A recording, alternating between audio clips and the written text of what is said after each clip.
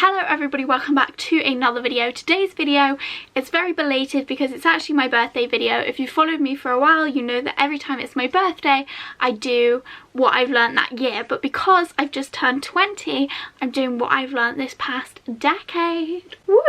So there's going to be a lot of things. I'll just quickly say, a lot of these things I'll say, although I know them, logically I know them, it is still difficult to learn them and have them embedded in your life. So I'm not saying that everything I say is Bible, I stick to it every time. It is still difficult, but it's just things I know rationally. So first of all is I really learned what my emotions are, and I think it's so important to know what your emotions are because I'm really anxious. I would get anxious about everything and I had no idea that that was what it was. I'd just be like, oh, I feel dizzy, I feel sick, I feel like this, I feel like that. I just cry. I would just cry every time because I didn't know what was going on. I'm not sure whether that's an age thing or maybe the time I was growing up, maybe when I was 16 it was when things like that started to get talked about a bit more. But yeah, definitely learning what your emotions are, and if you're feeling certain emotions and you don't know what they are, speak to someone else and they'll help you. I feel like maybe my secondary school could have had a bit better dealings because when I was 13 or 14, I was in the canteen one day and I was just eating my lunch and I started freaking out for no reason. I just suddenly thought I was dying. I was like, oh my god, I'm gonna choke if I eat, and I started stressing and I was crying and I was like, I can't feel anything. And I went to the receptionist and they were like, you're fine. Maybe if they hadn't done that I would have got help sooner, but hey ho. Don't grow up too fast. Don't stress about the pace you're growing up at. I was a late bloomer in everything growing up. So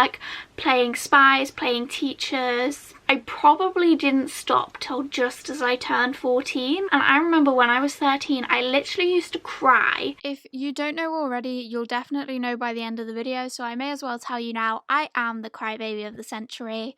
We'll just get that out there. Because I thought there was something wrong with me because I still enjoyed playing games, which is so stupid. I look back, I was so young, and I made a TikTok about it the other day and so many people were like, yeah, I played it till I was 16, I played till I was 14. There were so many people that felt exactly the same, but we all struggle in silence. The importance of feminism. When I was in school, it was kind of you don't want to be a feminist, that means you're a man-eater, a man hater, whereas it doesn't actually mean that. It means girls that get exploited and harassed and assaulted, most girls on the planet will go through that in their lifetime. It means that you're trying to stop that happening, and it's so important. Everybody's insecure. I feel this. Basically everyone's insecure, so when you're worried about what other people are thinking about you and you're stressing oh my god, they're thinking this, they're thinking that, they're probably in their head not thinking about you but thinking, am I looking alright, do I look like this, blah blah blah. But no one's actually thinking about what everyone else is like. But how I think of this is, if I meet someone and they're looking at me up and down and looking at me a bit weird, I'm always oh my god, they're judging me. But then I realized, not when I meet someone on my own, but say if my friend is talking to one of their friends that I don't know, I'm probably gonna be looking at them, mainly because inside I am screaming because I'm who is this new person, I don't know what to do. But they probably think I'm throwing them daggers, trying to kill them with my eyes. If someone's looking at you a bit rough, it's probably more because they're insecure, not because they're judging you. This one is so important. Basically, your weight will not make you happy. If you're bigger, you won't be happy if you lose a few pounds. It's not gonna affect your happily and how you perceive yourself. This I know because I've always been a bigger person, but when I was 13 to 15 I led a super healthy lifestyle, really healthy. So I was slimmer. Obviously it was tubby, but it was actually quite a good tubby. But I didn't know at the time. I never saw myself as any thinner, and I saw myself the exact same way I still see myself now. So even though I would die for the body I had at 14, when I was 14 I felt like a fat pig, obese, that was going to end up on £400 life. Your perception of your body will never change no matter what you do, so you may as well just learn to accept it and love yourself. This one's a bit how painful loneliness is. Now I'm putting this in there so that if you felt lonely, you know you're not the only one, but also so that people try not to make other people feel lonely. So I didn't feel real loneliness until I was 18, and I think in young people it's very much taboo because you don't want to admit that you're lonely because you should have friends, you should be cool and all this, whereas actually it's a big problem, and it's a bigger problem because people are scared to talk about it because they don't want to be seen as like pathetic loners. But it's nothing to be ashamed of. It just means you're not with the right people in your life, or you may be with the right people but you feel alone in yourself. Oh, it's not nice. So just in my life I try my best to strive towards not making anybody else feel that way, or not making someone feel left out, not making someone feel like they're alone, not judging someone if they tell like a private story, just trying not to make other people feel like I feel. How much friendship breakups hurt. Oh god, it hurts. I went through this year of friends of over a decade telling me they don't want anything to do with me anymore, or not even, some of them didn't even tell me, they just blocked me on everything. So if you've not been through it, you won't know why it hurts.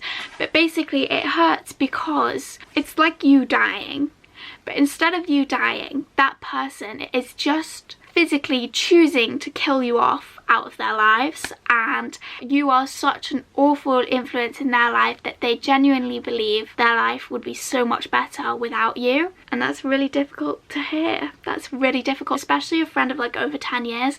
That hurts a lot. It hurts like a brick. And I've not been through a proper breakup, but I would say a friendship breakup hurts more because you don't have to love everyone in your life romantically. So it makes sense if you break up with someone romantically, it's just because you're not compatible. But if you break up with someone as a friend, that means you are so bad they can't even be civil with you and want nothing to do with you. I'd never think of doing it before, but now I've been through it myself and I've been like the target of that.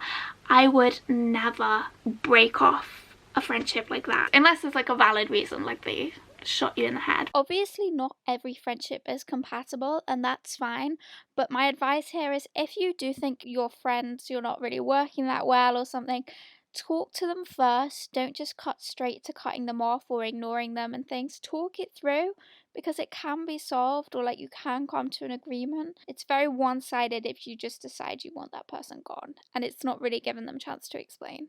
But yeah, friendship breakups hurt. They really surprised me. Like, I, months later, was still crying about it. And on top of that though, one thing I've really learned in life is to never hold a grudge. People make mistakes and that is fine. Like, the people in my life that have hurt me the most, I would still take back in an instant. Not if they were like, yeah, I want to be your friend again. But if they were like genuine, I'd take them back in an instant regardless of things that have happened, because life is too short. You don't lie on your deathbed and think, thank God I don't talk to that person anymore. If anything, you think the opposite. Get help before you need it. It's not normal to struggle with something. So if you're struggling with anything, find someone you trust, you can talk to about, and don't hold it in. Don't let it get worse, because then it's going to be harder to fix. Conversations I've had where I've like needed help and I've opened up to someone, I look back and I think, oh my god, that's so cringy, why did I do that, I'm so pathetic.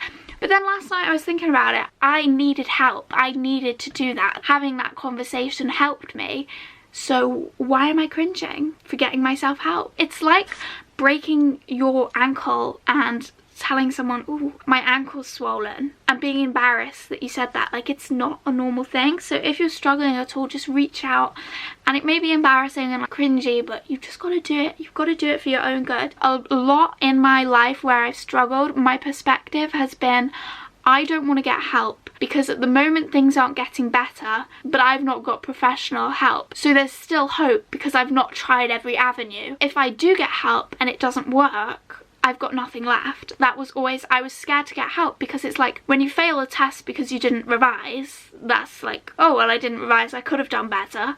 But if you try your best at a test and you still fail, that hurts a lot more. So that was sort of the perspective I had. Don't have that perspective, just get help, okay? Never avoid things because you're scared. I am scared of a lot of things in life, and one thing that I live by is don't avoid something if you're scared of it.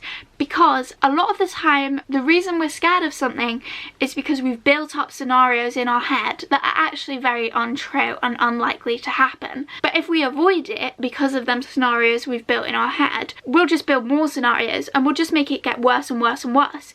But if we go do the thing we've been avoiding and we realise it's not as bad as what we've built up, we'll slowly break away at that fear we've built up. So you don't want to avoid things because you're just going to make the fear worse. I know, because I avoided things at one point in life and it made things very difficult to get back on track. But like, once I stopped avoiding the thing that was scaring me, it was very quick for me to like get back into it. In the past 10 years, I've experienced lots of different types of death. All sorts of relations I've had that have passed away. I don't know whether it's more than average, but I've definitely experienced a lot of death in my life. And one thing I know for certain is no grief is the same. My reaction to every single one has been completely different.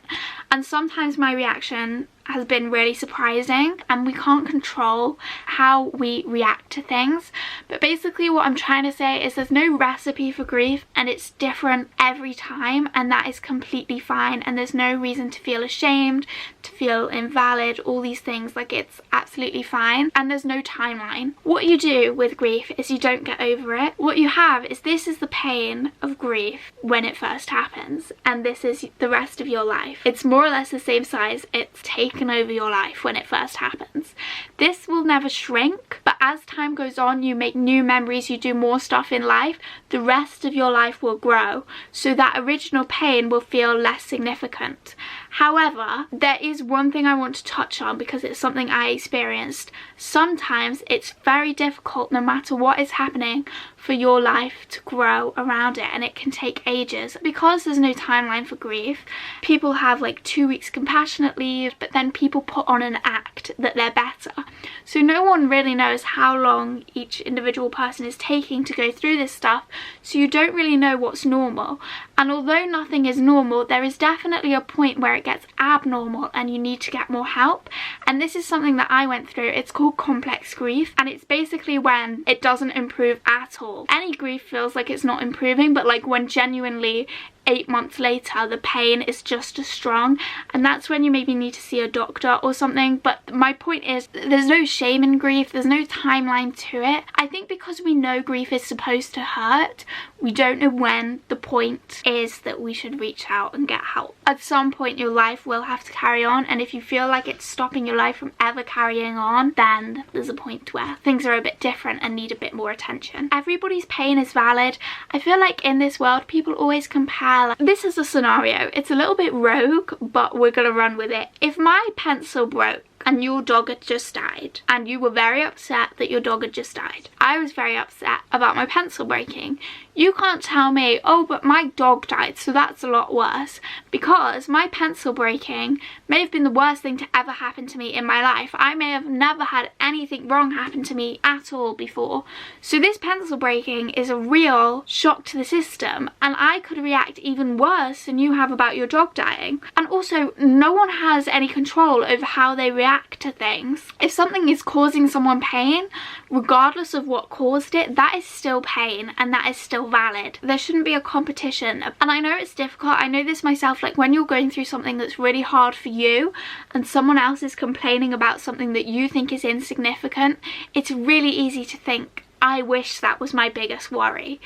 But you've just got to get it in your mind, like that could be the worst thing for them. How important it is to find something you love in life. For me, I love books, but I didn't realise how powerful that love could be till a couple of years ago. Not like I'm gonna marry a book, but it's so important to find something in life that you can turn to in your darkest of times, that don't include relying on someone else, that you can just do by yourself at any time, that's going to help you through them dark times. That's so important. Don't let anybody else affect the dreams you have for your life. You only live once, so you want to live it to the absolute fullest. People are going to love you no matter what. They might just think one thing's better for you, but only you know what's best for you in life. Count your blessings. You never know how fast lightness can turn to darkness when you're not having atrocious times.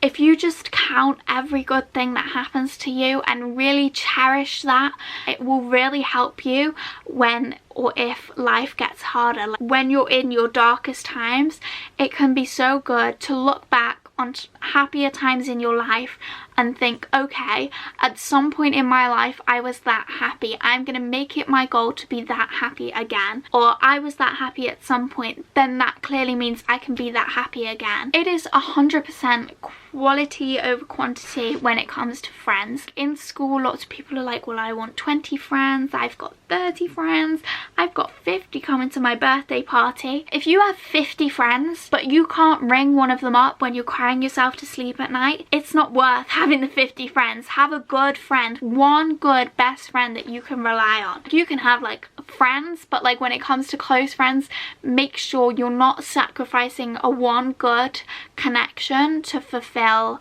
a list and to have the most friends on Facebook. In life, get involved in everything. You only live once. We don't know what's coming around the corner. I saw on TikTok this girl was like, I want to move to Spain after my degree, what do people think?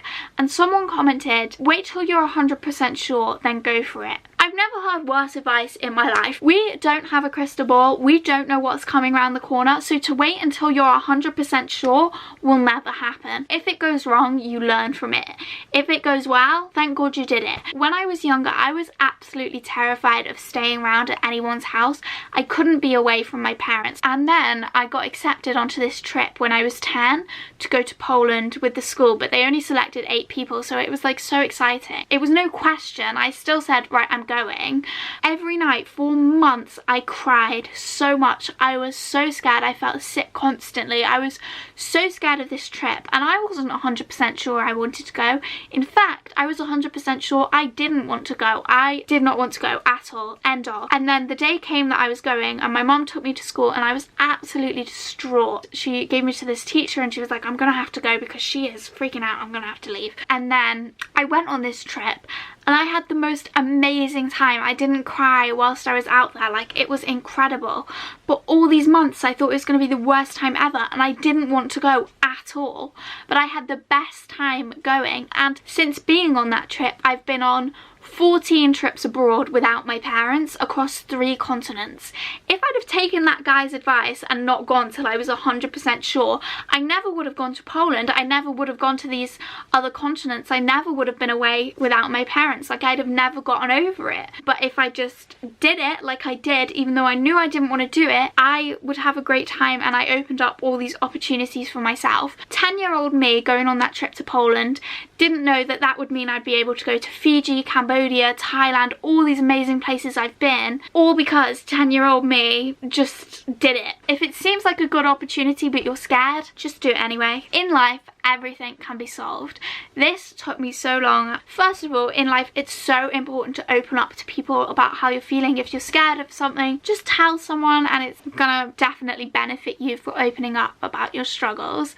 And what you'll find when you open up about things is everything can be solved. Like, I had these fears all through my life, and then when I was 16 I told people about them and there were like ways to fix it. In life, everything can be solved. Not everything can be fixed the exact same way you want it to be, but things can be moved and sorted to make you going through something difficult a bit easier. Don't be afraid to open up to people. Even if something can't be solved, everything will end at some point. So if you're going through a really rough patch in your life, that's not going to be forever. That's not the end all. It will get better eventually. There's always light.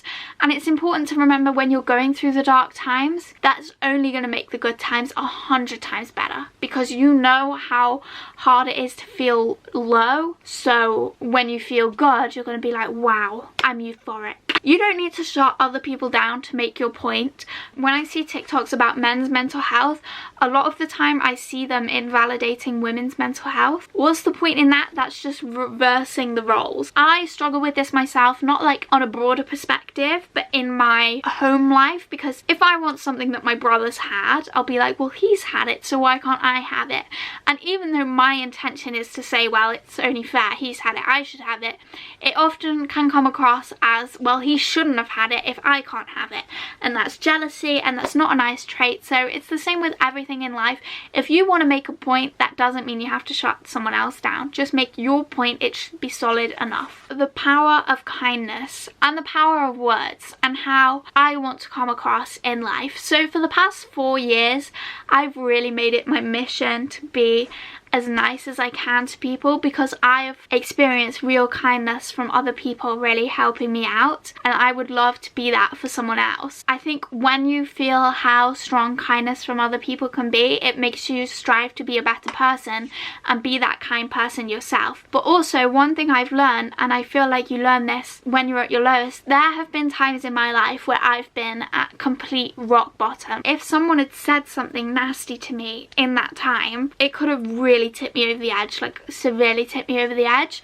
And I think going through that and knowing how fragile I can be myself has helped me realise how fragile other people can be. So obviously you don't always get it right, and there are mistakes, or you may get into an argument with someone and all these kind of things. Like, no one's perfect. I just really try in my life. I never want to say something that could be the thing that pushes someone over the edge, because no one has any idea what other people are going through. So I always try, because you can get it wrong, but I do always try to not do that. But at the same time, on the opposite perspective, there have been people that have said stuff to me that's really dragged me out of a hard time or really got through a hard time. So I really, if I could achieve one thing in my life, it would be being that person that helps someone at some point in their life. That's my goal. That would be the dream, and that's what I strive to do. Probably haven't done it, but like, that's what I want to do. You just gotta roll with it, and I guess the only way to do that, you'll never know. You just have to be as kind as possible. That definitely had weird savior complex vibes. That's not what I mean. What I just mean is, there's been so many times in my life where I've been complete rock bottom, and someone's really helped me get through that. And if the opportunity presented itself, I would hope that in my own life I could do that for someone else, to return the favour the way people helped me. Finally, one thing I've learned is you are not pathetic. I always think I'm pathetic, I'm sad, I'm weak, all these things. Basically, I am the crybaby of the century. I will cry at absolutely anything. If you look at me weird, I'm gonna burst into tears. And I always think, God, Megan, why do you cry so much? Why are you so sensitive? Why can't you deal with that? Why can't you do this? And I'm just like, yeah, okay, I cry, but last year I did this, and I got through this when I was that old. You're beating yourself up. Make a list of everything you've been through in life, even if it's just smiling at someone in the street because you're socially awkward. That's an achievement. I can't do that. I'm so bad at this. But if something bad happens, I'm like, oh my God, another thing is happening. I've just been through that. I've just been through this. When is life gonna stop? What I should change my perspective is, okay, another bad thing's happening, but I got through this and I got through that, so you're gonna bet I'm gonna kick this thing's ass. You've just got to change your perspective and start appreciating your own strength, which is so difficult. Very easy for me to say here, and something I don't really practice much myself, but you have to. So I hope you enjoyed the video. I kept most points brief. You may be surprised to hear that, but brief. Honey, there is nothing brief about the hour of footage I have just worked through. But most of these points I could literally make an entire video about individually. So if there's anything that I've mentioned in the video that you want to hear more about, or you think hearing more about could help you in some way, just let me know. And I hope you enjoyed this video. I hope you learned stuff. If you've learned anything in your life, because everyone's experiences in life are different, you can comment it down below as well, because it could help someone else. It's just important to share the wisdom. There's no point having this wisdom if you're just keeping it to yourself. I'm not calling myself wise, but like, just things I've learned. So I hope you enjoyed this video. If you did, don't forget to like, comment and subscribe, and I'll see you in the next video. Bye!